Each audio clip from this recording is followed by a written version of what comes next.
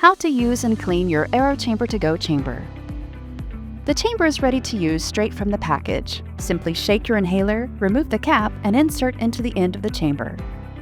Place the mouthpiece into your mouth and press the inhaler as you start to breathe in slowly and deeply.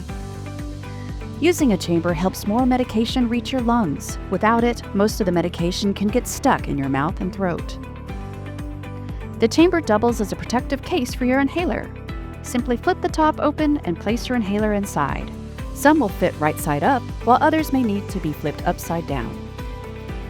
Clean your chamber once a week using warm water and liquid dish detergent, then rinse well.